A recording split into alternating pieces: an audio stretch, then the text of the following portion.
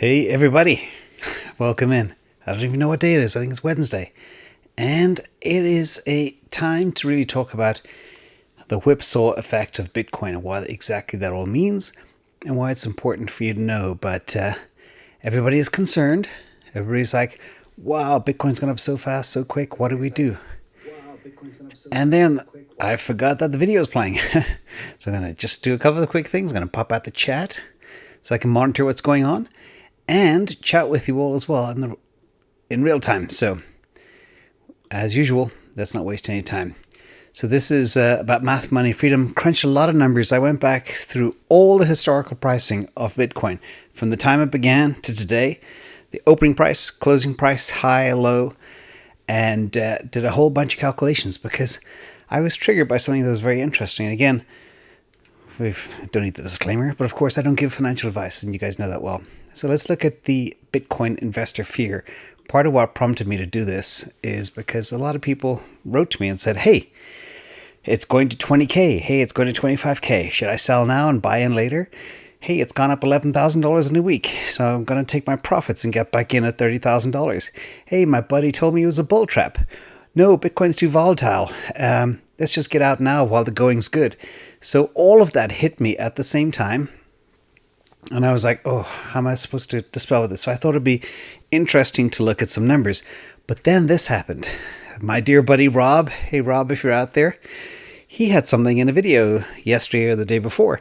And he spoke about Tom Lee. And basically, you've got to be in the market for 10 days. And those 10 days will make all your gains. And I thought, that's fascinating. But you know what? I can crunch the numbers and I can find out if that's true or not. So that's what I did. But there's a lot of learnings that come out from this beyond just those 10 days or whatever it is. And you'll see the conclusion at the end. But I want to jump in and walk you through a couple of important things that you need to know, not only for Bitcoin investing, altcoin investing, crypto in general, but also the stock market, because it's all very tied together. Now, there's a very important concept called volatility. And this is a map that I put together of a volatility in Bitcoin going back, I think, 4 years to early 2017. And the reason I took that is we went through some of the most violently volatile periods over the last 1,000 to 1,200 days. And I just thought it would be good to look at. So you see a couple of things here. There is often some correlation between volatility and price, but it's hard to use it to make money. But it is important to always look at volatility like you look at volume. And I sometimes refer to volatility as VIX. But what's key about this chart here is if you look at 2017, we had a period of time where in 300 days, Bitcoin went from $780 to $20,000. That's basically 2,400% in 300 days. Now, most of the action happened in only a few days during that period, and I'll talk more about that later. But that's what's important to know. But you can see the volatility, though. It wasn't at its highest point. The highest point of volatility actually happened later when the Bitcoin itself was tanking. So that's the first thing to note. And again, always important to look at volatility. But the other thing that's kind of interesting is volatility is reducing as time goes on, which is important. And for those who are interested in the formula to calculate volatility, it's the square root of Bitcoin's price variance. That's it. That's a standard deviation. Real simple calculation. But and it's easy to calculate when you have all the raw data. And I've got a massive Google spreadsheet with all the raw data. If anybody wants it, let me know. And I'll share it with you. And you can do your own analysis. So a couple of other things that's related to the stock market. Bonsoir, Alex. Volatility in Bitcoin. This was really, really interesting. And first of all, if you look at the S&P 500 and you compare it to Bitcoin, the most important thing to note here is 29% of S&P 500 stocks are actually more volatile than Bitcoin. And that's over the last year, and over the last 90 days, it's only 22%. So that's a very interesting statistic. And Caligula 71, thank you so much. Shouldn't some volatility be reduced as exchanges start eliminating 100x leverage? Exactly. Brilliant point. And that's exactly what's happening right now. Is a couple of things. Not only with exchanges reducing 100x leverage trading, some even at 125x. It's all going down to about 20 between FTX and Binance. That may also reduce the need to borrow a lot of crypto on those exchanges to hedge those bets. So we might see a reduction in rates on things like Celsius and BlockFi. We've already seen BlockFi reductions, but maybe some other lending platforms. And we're going to talk about those lending platforms in detail over the coming days. So thank you, Caligula. You're dead right. That definitely has an impact. But the really important thing is Bitcoin is not as volatile as it used to be. Now, if we step away and look at this and drill into the whole top 10 thing, top 10 days, if in any given year over the past 10 years, if you were not in the market in the S&P 500 for those top 10 days, your annualized average annual return fell from 9.2% to 5.4%. And this is very important for us all to remember. Again, just 10 days have that huge impact. Nearly 50% of gains in the S&P 500 are gone. But how does that compare to Bitcoin? So let's have a look. So first of all, I put this together as well. This is a chart of the last 6 months or so of Bitcoin. And the really important thing for everybody to see here is these things called wicks. Now you see like a candle, and this is a $10,000 candle. And this happened not too long ago, just a few weeks ago. And that was when the market started coming down from April 14th, and it wicked all the way down to about 40,000, and then it had a nasty dip down to 28,000 from 40,000 in a very short window of time. But you'll see as well, there's a lot of these wicks at the end of these candles, which are the big green and red bars, and they are the ones that are designed to wipe out longs and shorts. So for example, if you were a margin long and it wicks down, you get wiped out. And the corollary is also true. If you look at where we are right now today on this chart, you will see 8 big green candles. Now, your typical investor will say, oh, Bitcoin doesn't go up 7 days in a row. On the 8th day, I'm going to short the hell out of it. And of course, some will try because they're basing things on probabilities, and you can't always do that because there's bigger players in there that can actually manipulate things, and they anticipate this type of behavior from other investors. So the point is, be careful. The trend is your friend until it's not, or whatever they say. So watch for that. So you're seeing a whole bunch of rule violations here on this simple chart. These are daily candles going back about 90 days. So just watch for that, everybody. And that's what happened. This big green pickup here from 29,000 all the way to 40,000 in a very short window of time screwed a lot of people. That was a big, big short squeeze. So let's go a little bit further. Now, what I did was I analyzed all of the biggest gains per day and losses per day since the beginning of time with Bitcoin. And we had, I think it was the 28th of Feb, 2014. It was a big 336% gain day, which is huge. But I deleted that and pulled up another chart. And this is basically the Bitcoin top days, excluding the 2 outliers. And what you notice here is your average volatility went from 20% down to 10% over time. So volatility, we have proven, is decreasing. And that's very, very important to look at. Now let's look at a few more little crunches that I put together. This is the Bitcoin volatility all days from the beginning of time. And you'll see here the biggest wick down that we've had over the past 5 or 6 years was actually on March 12th, I think it was. And that was the C19 date when the whole market got spooked and everybody got rattled and Bitcoin fell 39% in that big down candle. But that's basically the heartline of where we are today and what things look like. Now, let's go a little bit further and dig into the actual numbers itself. And this is the most important thing for you all to remember. So the number of days with over 10% gains over 4,030 days, that's 11 years. And I looked at every single day and crunched every single number. And it's important, I took 10% because I played with 3%, 5%, 8%, 10%, plus and minus. That's kind of noise, and that just happens automatically. So it's important to identify the top days. So I did was calculated those with 10+% gainer days and also down days and came up with these numbers. So if anybody has any questions, that's why I chose this, and I simulated everything. So the number of days with over 10% gains over the last 4,000 days is 145 days. And that is basically 3.5% of the time, or approximately 12.77 days a year. And the average return for those days was 19.97%. So that's the first thing, was kind of interesting. So again, 12 days a year, average return 20%. If you're not in for those days, you basically don't make much on Bitcoin at all. Now, let's just go look at the last 1,000 days, because that's also important to look at. It's kind of when the last bull market ended and all the activity for this bull market so far, including the flat part and the down part. And, I think we have a spammer in the account. We should have somebody in there moderating. Yeah. Thank you, KH, for moderating for us.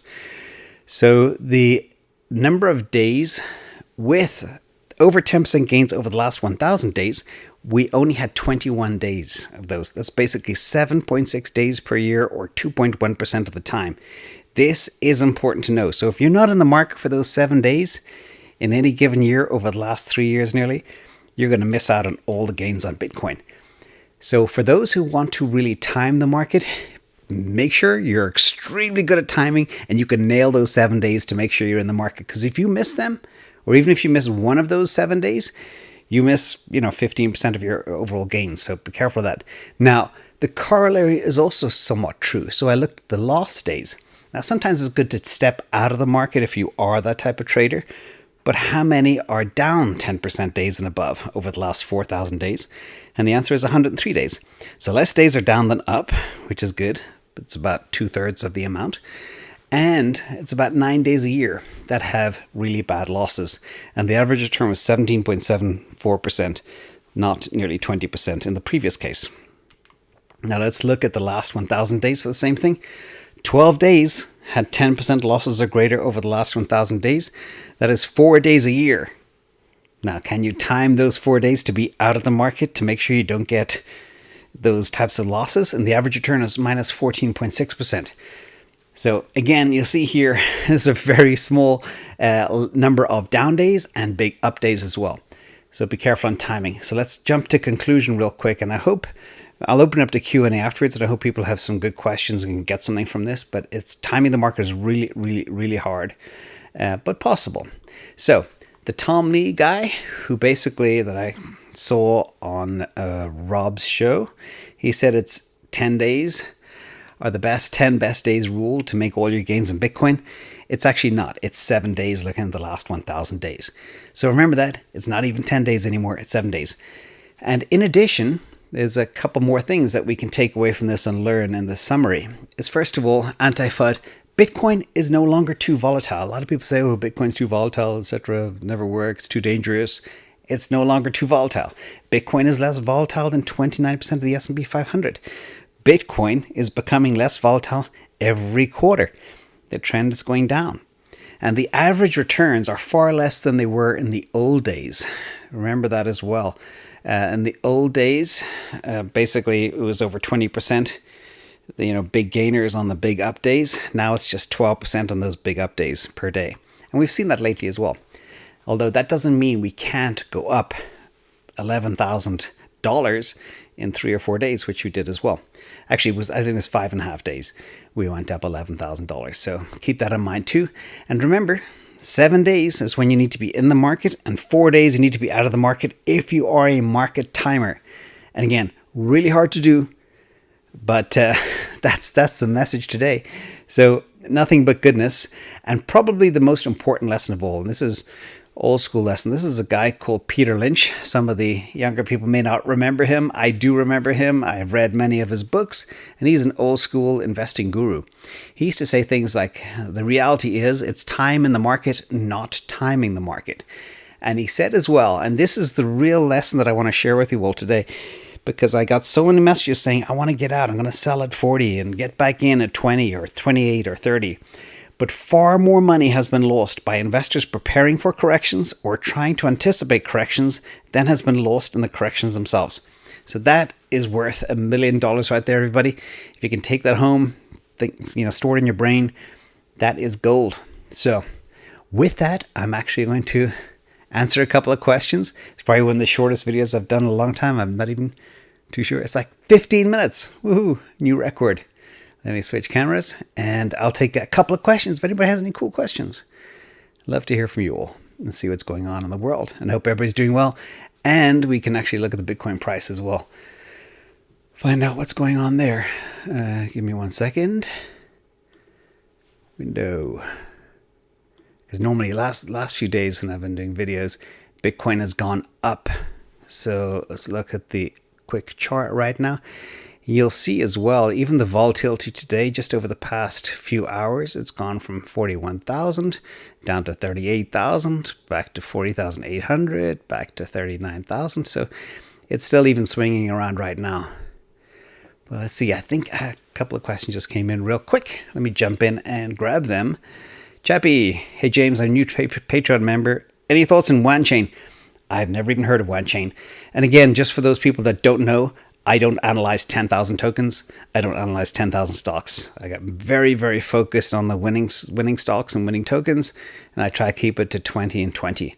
You know, the more you start looking at all these random projects, you know, if the project's not on my radar, odds are it may not ever come of anything. But WanChain, I have never even heard of, and I'm pretty familiar with the top 100 projects. So, is it a top 100? Let me know.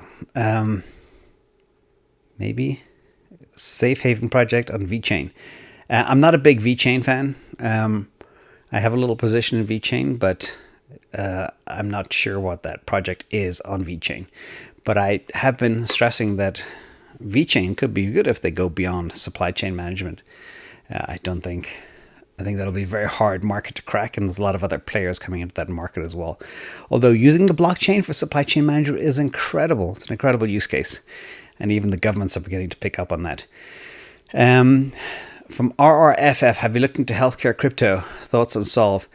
Again, so I feel really bad. I don't know anything about Solve. I do know a lot about some of the stuff they're trying to do with healthcare right now, trying to put medical records on the blockchain, which is very terrifying if it's ever hacked. I don't know if it'd ever be HIPAA compliant in the US. So I think healthcare crypto, though, from my perspective, despite the work that they're doing with vaccination records on blockchains and vaccination passports, which does creep some people out, I think there are applications there, love it or hate it. But I think in certain regulated healthcare markets, it would be extremely difficult to put things in the blockchain right now. Even though there's so much security with the blockchain, the world, I don't think, is ready right now. And we know clearly as well that the governments are not familiar with what blockchains can do. And they're still trying to investigate right now. Air to the Ron. Did you hear about XRP with bank transfers? Yes, I did. A lot of good news coming out with XRP. And I saw as well some of the big bounce over the last day or two on XRP. So congratulations to all the XRP holders out there. It still concerns me that they have 51 billion tokens in escrow that they can dump at any time. So that's why I'm not excited by XRP. And the colored history that they have is a bit of a turnoff as well for me. So Jonathan P., thank you so much. Chris Van Popta. Hey James, blessing, great presentation. With what software are you using presentation? We have a couple of things. I use Ecamm Live, I use Prezi, and I use Google Slides for creating the content and bring it all together and make this happen and run from 2 different cameras right here. So if anybody's interested, I can show you behind the scenes and what this place looks like. And I'm in a big concrete place right now, underground. Thomas Betancourt, thank you so much. CLP, I don't even know what currency that is. Dave Pulitzer, you're back again. How are you, buddy? For Winston, thank you so much. What are your thoughts on NFTs, and are you going to roll them into your go-forward portfolio? NFTs from an art perspective, I am not sure. NFT plays, I am into Engine and Ethereum. That's as far as I go right now. We are going to look at some other related plays that could be big in the NFT space, but more to come on that. I know it's a big area. The next thing will really be for us to look at will be kind of gaming and sports along the lines of Chiliz. If anybody's interested in us doing an analysis on Chiliz, let us know.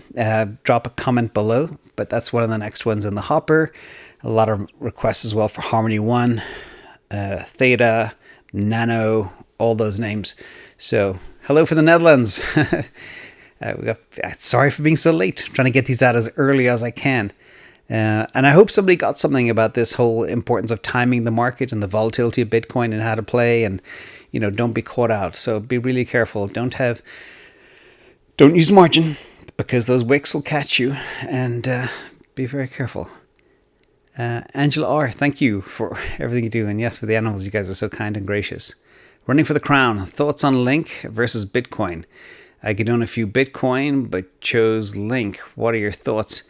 I like Chainlink. It's definitely in my top 3 of altcoins, alongside Ethereum and probably Solana. But I always have my tap dancing shoes on, and we'll see where it goes. But Bitcoin is the most pristine, the most low risk asset. So still extremely, extremely bullish on that. And we'll see. Let me see. Any thoughts on Ethereum 2.0 next month? It's not Ethereum 2.0 next month. That's from Spartacus, the game influencer. It's EIP 1559, which is just an improvement section. The Ethereum 2.0 will not happen till next year, and that's when it goes to full proof of stake. So think of all of the developments that are coming like a whole bunch of baby steps till the big bang 2.0, which will happen next year. But I am looking forward to EIP 1559 on August 4th. I'm particularly interested in any modifications to the gas fees and also the burn rate. The new supply should fall by about 16%, hitting the market, which should put a little bit of upward pressure on pricing. So I do expect Ethereum to have a good month in August. The only person who's watching live in China. Hey, Preston, good to see you, buddy. Thanks for being here, and thanks for all the support as always. Thank you, Jonathan B. Mike Jones. Can you please talk about HUT and if a long position is good for this equity? Yeah, what I love about HUT is the management team, how they're structured, how they use a lot of renewable energy, and also they are never going to sell their Bitcoin, but they have the ability to open up lines of credit to borrow against. So from that perspective, they hope to have at least 5,000 Bitcoins on their balance sheet by the end of the year. And if Bitcoin goes to $100,000, HUT 8 will be worth about 12 US dollars, which is about 14, 15 Canadian. So it's not investment advice. Please do your own research. But looking at those numbers and looking at the way the whole mining world has changed, it's become so much easier for North American miners to actually generate Bitcoin than ever before because the Chinese are shut down. So it's an absolute boon for the industry. So that's why you see Riot and Marathon, all these other names just exploding right now. And it's nice to see Galaxy Digital back in the game too and back up there. So big thank you for that. Scott B., you keep mentioning your team. Who's on the team? So we have 4 people helping out behind the scenes. So that's it. And what was the moral of tonight's video, Huddle? The moral of tonight's video is with Bitcoin, if you're getting in and out of the market and you miss those 7 days, not 10 days, 7 days, you've got to make sure you can't miss those days. If you do, you're stuffed. And that's the moral of the show. Also, if you're trying to time the market and not be in there for those 4 days that are bad days, down days, that's probably more important. So it's kind of a double-edged sword.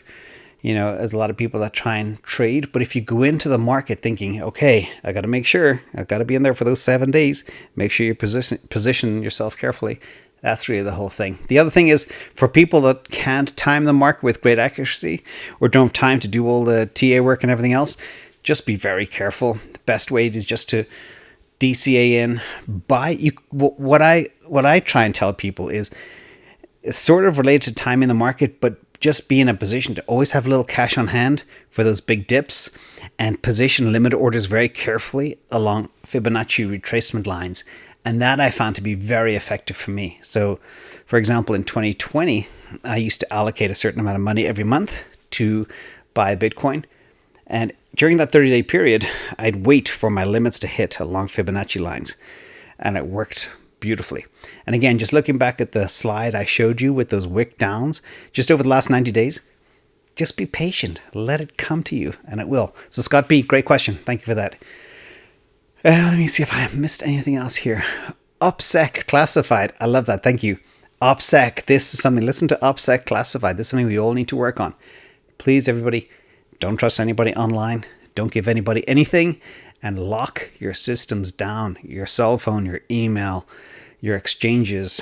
Put every control in place to be careful, because there are armies of scammers out there looking for your crypto. There's also armies of scammers out there trying to shill you tokens. So everywhere you go, there's danger. So just everybody have that in your heads when you're out there in the cryptoverse, I think, as some people call it. Hey James, can one use options to avoid short-term capital gains? Like reach the cycle, be on the top, past the 12-month mark. Yeah. So let me see that I understand, Noel, what you're talking about. Are you saying instead of exiting your position in short term, imagine you get into Bitcoin now, it costs 30,000, it goes to 100,000, but you don't want to sell it because your short-term capital gains will kill you, but you want to be able to lock in your gains? Yes, you can. You can do things. What I like to do is sell calls out of the money. So imagine Bitcoin goes to 100 or 110,000. You can sell a whole bunch of medium-term calls out, say 3 to 4 months for 120,000. You can take in a bunch of premium. It won't cover the potential retracement for Bitcoin, but it'll cover a big chunk of it. And I'll be doing a video on exactly how to do that as well, and show you some of the options on some of the different exchanges, both CME and things you can do with other futures capabilities and stuff on FTX. So let me see. Kuviking, thank you so much. Maybe you can sponsor a bull for good luck for the animals. We did. We had Winston the bull last Sunday, and he's very popular. Paul Yost, our next adoption, one of the things that's near and dear to my heart is orangutans. I think they're the most human-like animals, and they're having a hard time right now in Indonesia. So we're trying to find one there, or a couple, or a family, whatever is possible. But it's not as easy. So if anybody knows exactly how to adopt an orangutan, please let us know. And that's the plan. Solana, nice beach. Let's see exactly if Black Crypto Walker. Oh, I saw you yesterday. Hey, I sold ETH 1785, hoping I can get back in at 1500 a couple of weeks ago. This is exactly what I'm talking about, and I don't want to say I told you so, but literally timing the market. When you look at something like Ethereum, to go from like 4,500 all the way down to 1,800, gradually, for weeks and weeks and weeks, with 90% chance that the only way is up, or even 95% chance. So sometimes selling at bottoms is a bad idea. Buying at bottoms is a much better idea. So do ETH have a chance of going back to sub 1900, or allocate money over to Sol? I can't give investment advice, but I think ETH below 2000, highly unlikely, unless there's a big kind of like gray swan event or a stock market crash in August. I don't see that happening. And also post August 4th, the supply of Ethereum will become more scarce, and the amount of Ethereum being staked is going higher and higher, which is really crunching down the supply. So I'd say it's highly unlikely for Ethereum to fall down to that level. Now, let me tell you what I probably could do. Again, not investment advice, just looking at the numbers. Right now we're at $2,300. I think on a really dark, rainy day, we might see, maybe something like 2151, but not beneath that. That would be my take. So don't expect anything under 2,000. Again, unless the whole bottom falls out of the market. So Preston, not your keys, not your coins. Yeah, and I've become even more paranoid about security and self-storage and everything else. Very, very different to how I was at the beginning of the year. Try Borneo for orangutans. I spent a couple of months there and had a few sanctuaries. Great. Thank you so much for that information. We will check Borneo. Some of the websites, I think, anyway, we're struggling finding out somebody looking full-time for them, but we'll see what happens. Wayne GW, thoughts on reverse mortgages? Just retired. 66, congratulations, you're living the dream. Oh, 80K in a 650K home. Don't need extra money, but don't like the 1,000.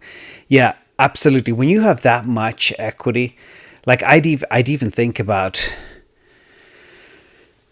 maybe even going as high as 50%, because you probably have perfect credit. You've got perfect credit in the US. You could easily get a loan to value of half of that, say 300K, pay back your 80K, say get 350 out, and then you'll net 270, 280 after expenses, and then live off that. Get a 15-year mortgage fixed at 2.5%, or even a 10-year fixed at 2.5%. Take some of that money, put it into Bitcoin. Not investment advice. There's always a 1% chance that Bitcoin could go to zero, but that's why I just buy one Bitcoin. And over the next 10 years, that one Bitcoin will probably go to $800,000 if it doesn't go to zero. Again, that would be what I would do. So Wayne, yes, pull it out. We were talking actually on Patreon today about some real estate stuff and the importance of refinancing and how frequently you do it and stuff like that. So yeah, again, talk to your financial advisor. Kermit, why do you know why DOT has fallen so much compared to the rest of all the altcoin market? Seems like it lacks a strong community, judging by the Reddit activity. Yeah, I've been looking at things. Polkadot I'm not too concerned about because they're doing so much new development. But there's some of the names in the crypto world have been a little bit weak as well. Like Matic is one, which is just beginning to rebound. But that was very, very weak for a long time. But it has a nice bounce back up from 65 cents back up to $1 and change. Polkadot itself, it's not doing really badly, but sometimes there's a lag between how things perform. And what's the old expression? Every dog has its day. I don't want that to, I'm not calling Polkadot a dog. I own Polkadot. I'm very bullish on it, especially with all the new stuff that they have coming and the parachains. I think just hold and sit tight. I did have a chance to buy more Polkadot and buy more Matic, and I decided not to, but I put the money instead into things like Chainlink and Solana and Aave and Avalanche. So they were kind of my bets because they seemed kind of cheaper at the time. So Quant, worth getting it still? I don't know. It's not one of the ones I closely follow, so I'm not in a position to tell you. Yeah, Sid. See, even Sid there, all he buys is DOT. So Polkadot is loved by many. So Kermit, hold on tight with Polkadot. It'll come back. I'm very confident in that. Excuse me for coughing. And let me say, I'm beginning to lose my voice. Let me see. Will Cardano ever get over $5? Asking from Costa Rica. Narc Daily, you are not alone. I love that. So, there's a lot of people on YouTube saying Polkadot's going to $10, or not Polkadot, Cardano's going to $10, $12, $20, etc.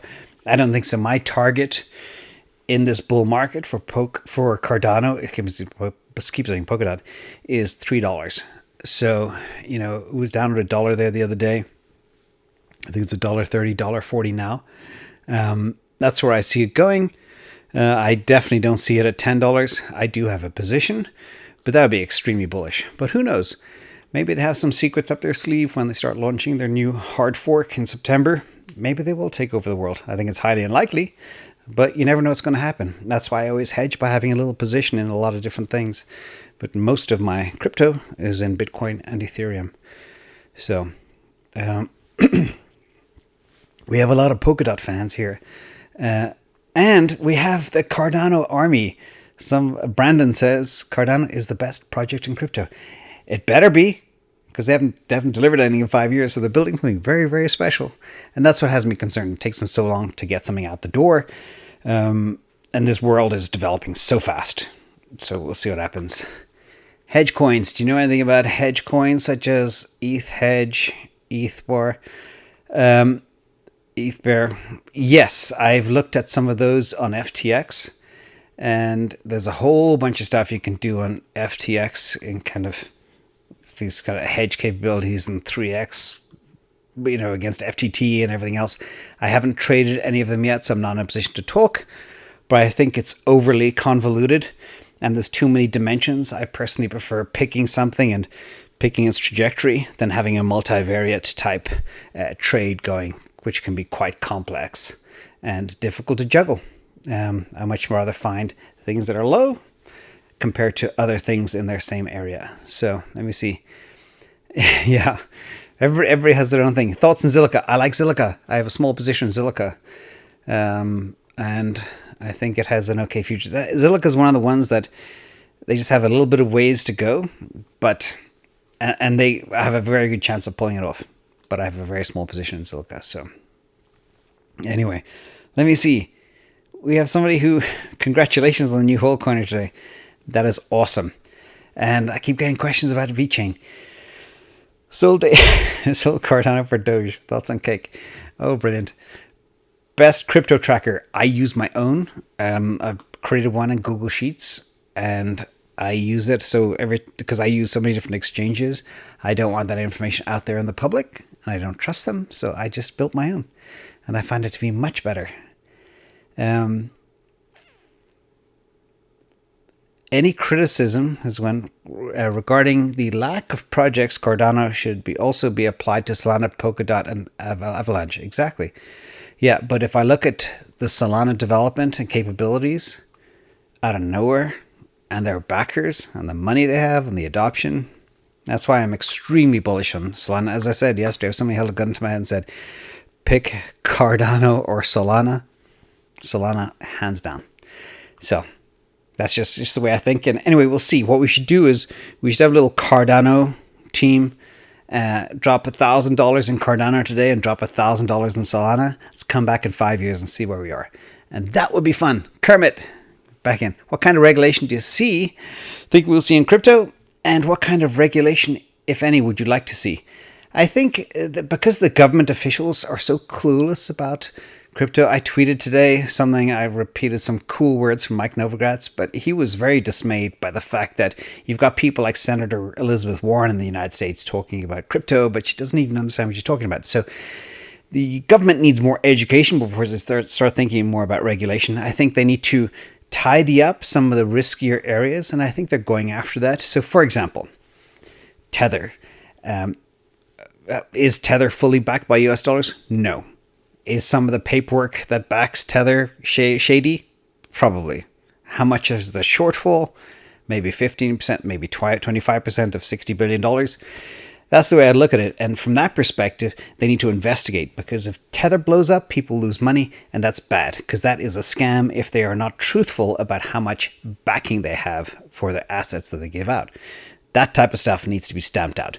That's where regulation should begin. But in terms of letting, things like Uniswap happen, true decentralized exchanges, I think they should be let run free right now until they clean up the other messes. Then maybe find ways to regulate. Because I think either way, with things like true decentralization, if people have their crypto on a key, they can find ways to trade it whatever way they want. They don't have to do KYC or anything else. So I think that's kind of fascinating for the future. So good question, Kermit. That's the tidy up the scams. Get rid of the hexes, the safe moons, the tethers. No offense to any safe moon hex fans out there, but that stuff needs to be tidied up, because a lot of people will lose a lot of money from all the scams. Now you also need to find the people that are actually ripping people off and prosecute them. But I know they're all in faraway countries, so we'll see. Carmar, can we get a template of the crypto tracker or guide to create it? Yes, I share that within Patreon. The Patreon capitalists have all that. And it's funny, we have to license some software to make sure it's scalable, because so many people are hitting it. We've got to pay for JSON API code to make sure it works, because thousands of people are hitting it every day. So there is a cost. We build this stuff for free, but it requires underlying software to make it happen. Bass Strategy. Hey, James, thanks for all your hard work. Have you looked into Anchor? If so, any thoughts? I haven't, but that's of the next 8 that are coming. Anchor is one of those, but that'll come after Nano, Harmony One, and some of the other tokens are looking at, like FTT token, Cell token, and stuff like that. So that's the future plan. Thank you, Bass Strategy. I'm going to wrap this up. We've got Tuna Zon X Toast. I own Bitcoin and Ethereum, but is it better to own Tesla, Shopify, Google instead of alts like Aave, Sol, Dot? 6 or 8 months ago, yeah. But if you look at, say, Shopify, Google, I own those. They've run so much. I mean, Shopify has gone from $800 up to, what is it now? $1,600, $1,700, $1,800. Google added $100 today after the great earnings. And Google, you could have bought for under $1,000 in March 2020, and now it's nearly 3,000. So I think those stocks have run too far. I think Tesla, not investment advice, I think Tesla at around the 630 level, 620 down to 560, 580 is a great bargain if you don't have any Tesla, because I do believe Tesla is going to, based on all my research, at least 3,000 to 4,500 over the next 3 to 5 years. And alts like Aave, Solana, Polkadot, yeah, the equity market is very expensive and overpriced compared to the all-time highs of the alt market. And as I've been talking about that for a while, how the crypto market took a 50% haircut and the equity markets are making all-time highs. So again, just per the presentation, make sure you're in those for their top days, because the same thing kind of applies. These like have big days. Like Google had a big day today. One day soon, maybe Tesla will have a big day. Shopify has had big days every day for a long time with huge candles. But I do like Aave and Solana, and Polkadot is cheap right now, as you found out from some of the readers. So let me see if I missed anything else before we wrap up. So best platform to use in the USA for crypto exchanges. I prefer, my favorite platform to trade on right now is FTX, but I also use Coinbase Pro, and that's where the majority of my action happens. And I use a couple of other exchanges to buy some obscure things, but I mostly Coinbase and FTX, and I've got them very well locked down. So you name it. So let me see. I want to make sure we'll wrap up soon. So JV Fender 313, Invite or Solana long term. Invite is less risky.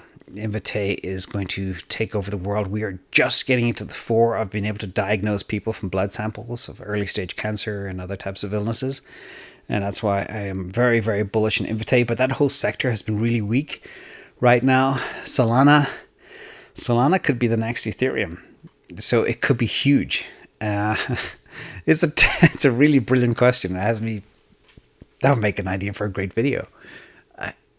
Why don't I do that? Actually, I could put together my valuation models, because I have a valuation model for Solana and one for Invite, mash them together. Right now, if you put me under pressure, I'd say 50-50. They're both great long-term bets. And that way, if one does blow up, you've got the other one. So not investment advice, but JV Fender, that is the best question I've gotten all day. I love it. Thank you.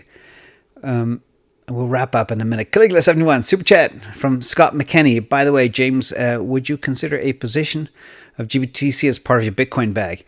Yes, I actually have, from previous work lives, I had 401ks and IRAs from different places I worked over the years. And last year, I can't remember exactly what time, but in the August, September timeframe, I basically ditched all my mutual funds and assets that I had in those accounts and put everything into ETH and GBTC. It's about 60% GBTC, 35% ETH, and I bought 5% Bitwise, BITW, and I traded that. So my cost basis in Bitwise is now under $10 because it was so easy to trade for a while there. It was so volatile. It was fun. So yes, Scott McKenney from Caligula. GBTC is great. Especially with the discount you had lately. I mean, if you could have bought it last week, you had 15% off compared to Bitcoin. And if you're holding for a 3 to 5 year period, it makes all the sense in the world. But that discount is evaporating very quickly. It went as high as 3.9% today. So we're nearly back to the zero mark. And that shows you that the institutional money is coming in. In fact, a lot of rumors now that Michael Saylor has been buying in the month of July. And that explains why MicroStrategy took a huge dip and why Bitcoin went up. So somebody has been increasing their wallet size, and it wouldn't surprise me if Michael Saylor bought another 20 to 25,000 Bitcoin, and he'll probably announce it soon because he's really good about that. Whenever he buys, he announces. I'm just trying to get a handle on exactly how many shares they have issued, and that'll tell us exactly. But it'd be cool if Saylor was able to buy Bitcoin at 30,000, and that might be also part of the big run up over the last 8 days with those 8 green candles. XLM, so Jamers, how high will XLM go? Be careful of XLM. XLM is the same crew that built XRP. They are lining their pockets. The tokenomics is horrible. that's one you shouldn't touch. Not investment advice, but just look at their tokenomics, look at the management team, and you'll have all your answers there. Wolf Blitzer, the defender of Prime Zone. I hope this is a guy from CNN. Bitcoin is roughly 50% dominance. Do you see it being further than 2% either way at the end of the year? Being further than 2%. I'm not sure what that means. But in terms of Bitcoin dominance, I think there's a flight to safety right now. With the weakness, what typically happens is when money starts flowing into the market first, it hits Bitcoin first. And then once Bitcoin gets saturated, it trickles down to the altcoins, starting with the top mega cap altcoins, medium cap, and then crumbs will go down to the bottom feeders at the end. So I think Bitcoin long term, because of the growth of markets like DeFi and NFTs and social on the blockchain, I think ultimately long term Bitcoin will stabilize at about 40% of market dominance. So at 50% right now, it's high. But I think there's more money coming in and it'll start trickling down to the altcoins. So, and then we'll have that big altcoin season. That's the way I kind of see things rolling right now. And thank you, Wolf Blitzer, for the question. Nick Bigato. Hey, James, do you ever use Trade the Chain or I Trust Capital IRA or to trade? No, I watched a few guys using Trade the Chain and how they, I won't mention any names, but they used it to give investment advice on a couple of things like Polygon and other names, and it just seemed a little bit wrong. I like to use kind of fundamental macro and on-chain analysis, not trade the chain stuff.